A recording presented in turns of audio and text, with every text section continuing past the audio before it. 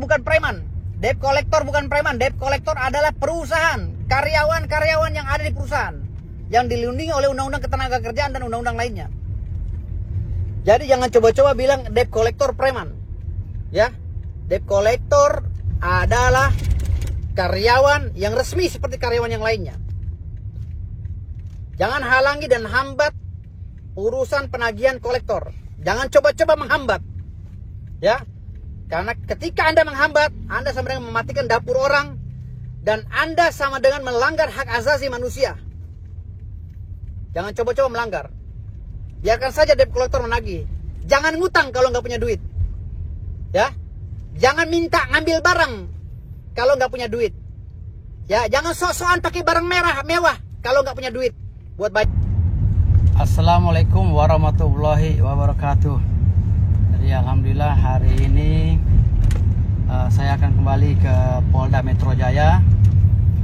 Sebelumnya saya akan rapat dengan pihak-pihak terkait, termasuk PT yang menginstruksikan atau memberikan tugas kepada para debt collector, klien-klien kami ini untuk menagih Clara Sinta. Jadi menurut pemahaman saya bahwa perkara tersebut yang dilaporkan oleh Clara Sinta terkait dengan dugaan pelanggaran pasal 368 ya, 365 junto pasal 368 atau 335 katanya itu dalam surat STLP. Ini udah sumir. Sudah sumir, istilah gugatan itu obskur.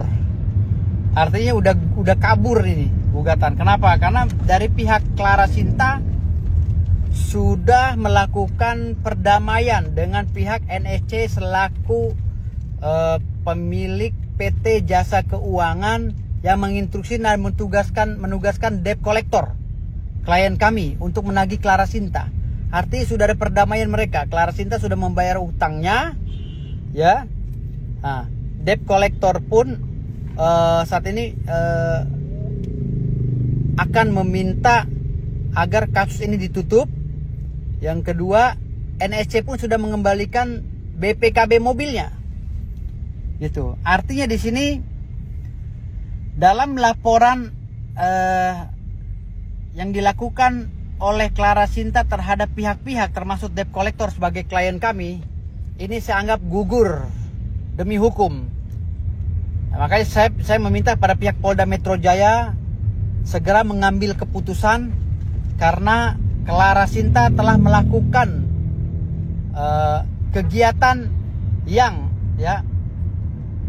merugikan klien kami, debt collector.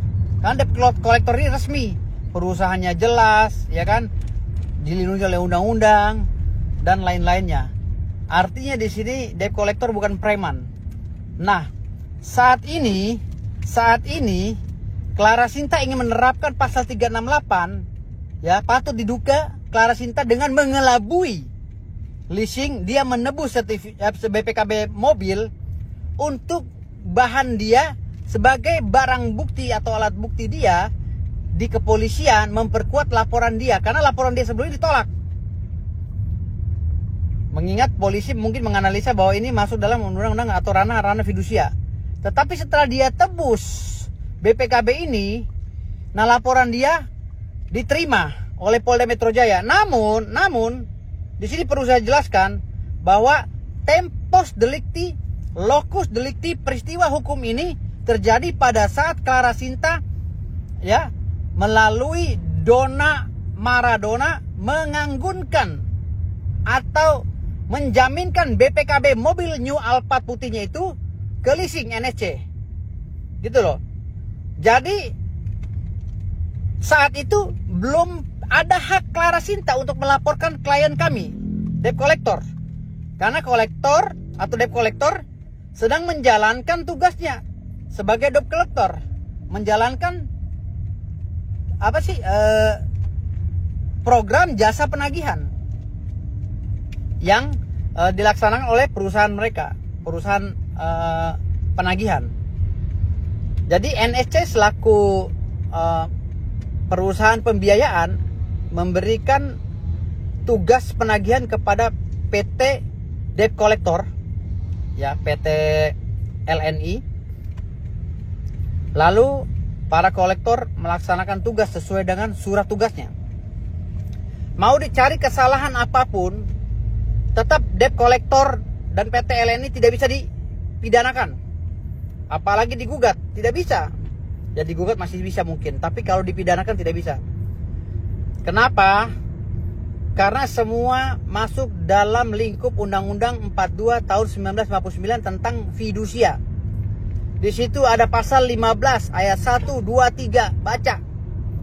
Bahwa setiap jaminan fidusia adalah, ya, di bawah penguasaan atau kekuasaan si kreditur, si peminjam dana, ya, kepada debitur. Artinya di dalam pasal 2 dan 3 itu disebutkan pula bahwa kreditur bisa menguasai secara paksa objek barang atau benda itu tanpa harus menunggu putusan pengadilan. Itu pasal 15. Dituangkan juga dalam pasal 29 Undang-Undang Fidusia tahun 1949. Undang-Undang Fidusia nomor 42 tahun 1949. Nah, di sini nggak usah lagi berstatement bahwa harus ada putusan pengadilan. No.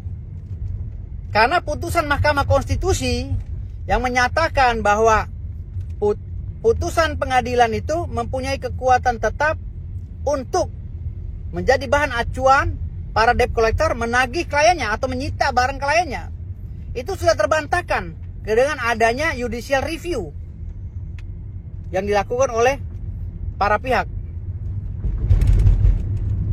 Nah, di sini putusan MK itu sudah kembali kepada pasal 15 dan pasal 29 Undang-Undang nomor 42 tahun 1949 tentang fidusia.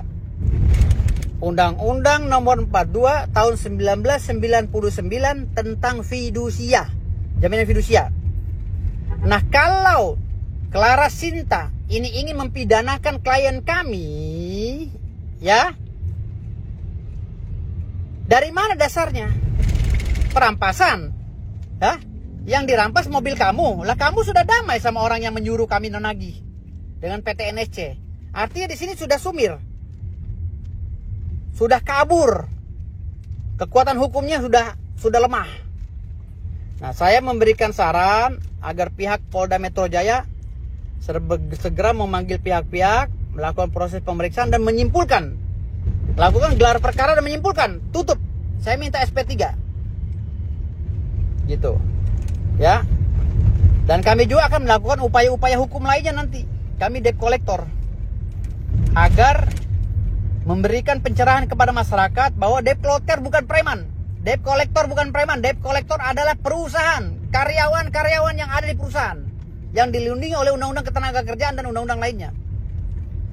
Jadi jangan coba-coba bilang debt collector preman, ya. Debt collector adalah karyawan yang resmi seperti karyawan yang lainnya.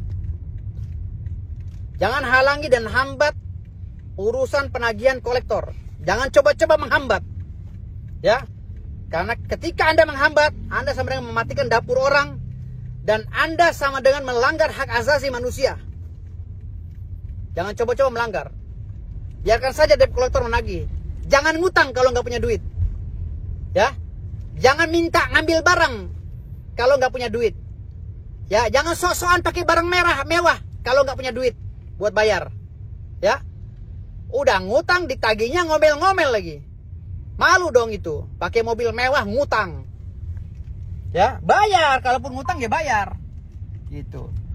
Karena klien kami ini, debt collector ini kemarin sudah mengarahkan, ayo penyelesaian ke kantor, gitu.